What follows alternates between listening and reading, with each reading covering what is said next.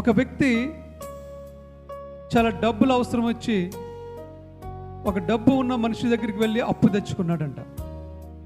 చాలా రోజులు అయిపోయింది, ఆ అప్పు తీర్చలేకపోతున్నాడు. అది వడ్డీలు పాయిదాలతో చాలా పెద్ద అమౌంట్ అయిపోయింది.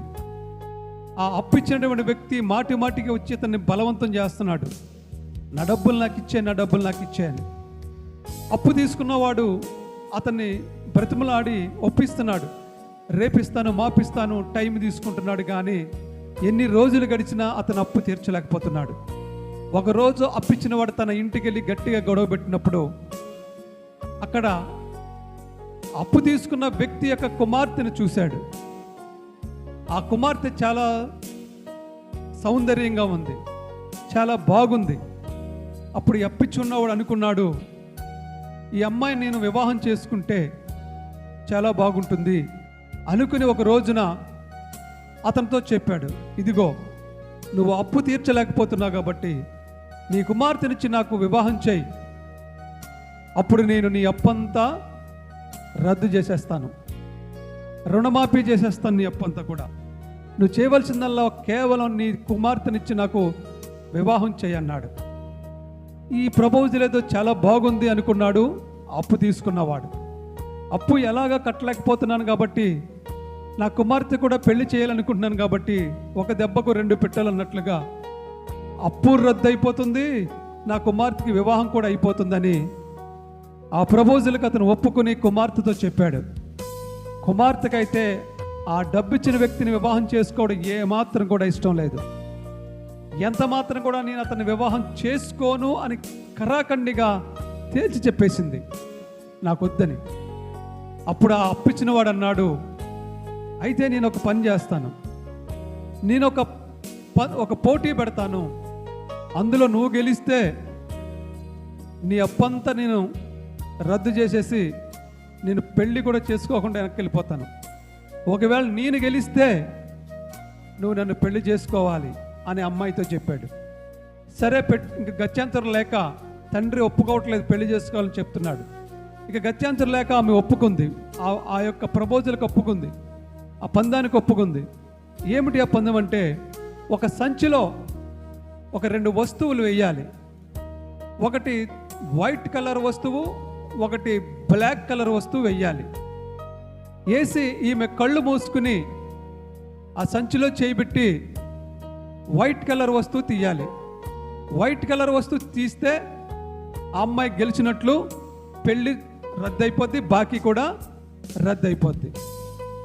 ఒకవేళ బ్లాక్ కలర్ వస్తువు తీసిందనుకో అతను గెలిచినట్లు, పెళ్ళి చచ్చినట్టు చేసుకోవాల్సిందే, బాకీ ఎలాగో రద్దు అయిపోద్ది పెళ్లి చేసుకుంటే. సరే తప్పదు, ఇంకా ఏం చేస్తుంది, దేవుడికి ప్రార్థించి ప్రభువా నీవే నన్ను ఈ గండం నుంచి గొట్టెక్కించు, నన్ను గెలిపించి ఈ వివాహం జరగకుండా నా బాకీ రద్దు అయిపోయేలాగా చెయ్యి అని ప్రార్థన చేసింది. దేవుడు ఆమెకి జ్ఞానం ఇచ్చాడు. సరే కళ్ళు మూసుకుని ఇలా ప్రార్థన చేసుకుని కళ్ళు తెరిచేటప్పుడు, లోపల నుండి ప్రార్థన చేసి కళ్ళు తెరిచేటప్పుడు అలా చూస్తుంటే కిటికీలో నుండి బయటకు చూసేటప్పటికి ఆ వ్యక్తి ఏం చేస్తున్నాడంటే రెండు కూడా బ్లాక్ కలర్ వస్తువులు వేసేసాడు అందులో. రెండు బ్లాక్ కలరే వస్తువులు వేసేసాడు అందులో. రెండు బ్లాక్ కలర్ వేసినప్పుడు కళ్ళు మూసుకుని తీస్తే ఏం తీస్తుంది, బ్లాక్ కలర్ తీస్తుంది. అప్పుడు ఎవరు నెగ్గుతారు, అతనే నెగ్గేస్తాడు. చచ్చినట్టు పెళ్లి చేసుకోవాలి ఈ అమ్మాయి. ఇలా ప్రార్థన చేసి ఇలా కళ్ళు తెరిచేటప్పటికి కిటికీలో నుండి కనపడిపోయింది, అతడు రెండు బ్లాక్ కలర్ వస్తువులు అందులో వేయడం కనపడిపోయింది.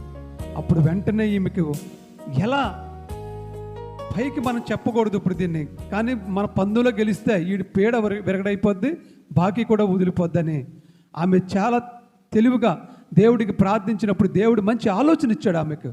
ఆలోచన ప్రకారంగా వెళ్ళింది, కళ్ళు మూసుకుంది, అందులో చేతులు పెట్టింది, సంచిలో చేతులు పెట్టి ఇలా గుప్పెడితో ఒక వస్తువు తీసింది. తీయగానే ఇలా తీసి అలా డ్రైనేజీలో పాడేసింది.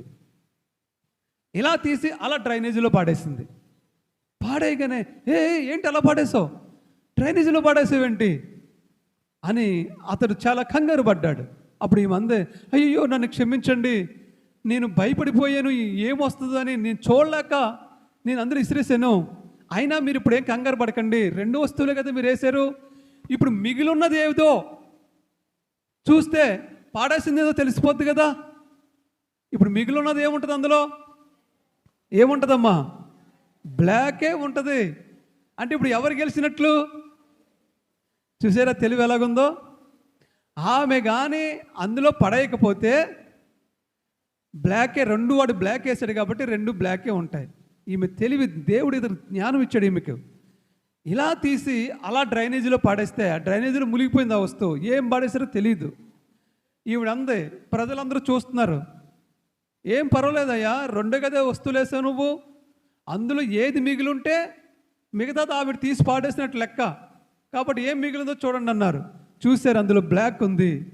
వెంటనే అందరూ అన్నారు, ఈమె గెలిచింది కాబట్టి ఒప్పందం ప్రకారంగా నువ్వు బాకీ రద్దు చేయాలి, పెళ్ళి రద్దు చేయాలి. అప్పుడు ఏమైంది? ఈమెకు అప్పు వదిలిపోయింది, పెళ్లి గోల కూడా వదిలిపోయింది. దేవుడు జ్ఞానం ఇస్తే మనం ఎలాంటి పరిస్థితుల్లోనైనా నెగ్గుకు రాగలుగుతాము. దేవుడు మనకి జ్ఞానం ఇస్తే విపత్కరమైన పరిస్థితుల్లో కూడా మనం విజయం సాధించగలుగుతాము, జయాన్ని పొందగలుగుతాము. దేవుడు మర్మములను మనకు బయలుపరుస్తాడు. ఎవరు ఊహించిన విధంగా మనకు అద్భుతమైనటువంటి జ్ఞానాన్ని, అద్భుతమైనటువంటి తెలివిని, ఆలోచన శక్తిని మనకు అనుగ్రహిస్తాడు. బుద్ధి బలాన్ని మనకి అనుగ్రహిస్తాడు. వివేకాన్ని మనకు అనుగ్రహిస్తాడు. వివేచనను మనకు దేవుడు అనుగ్రహిస్తాడు. ఆయన బుద్ధి కుశలతను మనకు అనుగ్రహిస్తాడు. బుద్ధి, జ్ఞానము, సర్వ సంపదలు ఆయన యందే గుప్తములై ఉన్నవి. దేవునికి మహిమ కలుగును గాక. మనం నిర్ణయం తీసుకునేటప్పుడు చాలా జ్ఞానంగా నిర్ణయం తీసుకోవాలి. ఈ యొక్క అధికారికి అన్నీ ఉన్నాయి కానీ యేసయ్య లేడు అనేటటువంటి పరిస్థితి అతనికి అర్థమయ్యింది. ఇప్పుడు ఆయన యేసయ్య కోసం ఎదురు చూస్తూ ఉన్నాడు. అతను గ్రహించగలిగాడు, అతనికి లోటుగా ఉన్నది ఏదో అది గ్రహించగలిగాడు కాబట్టే ఇప్పుడు నాకు లోటుగా ఉన్నది యేసయ్య అని తెలుసుకున్నాడు. నాకు అన్నీ ఉన్నాయి కానీ యేసయ్య లేడు అని తెలుసుకున్నాడు. వెంటనే తన కుమారుని బ్రతికించుకోవాలంటే యేసయ్యను నా గృహంలోనికి తెచ్చుకోవాలి అనుకున్నాడు.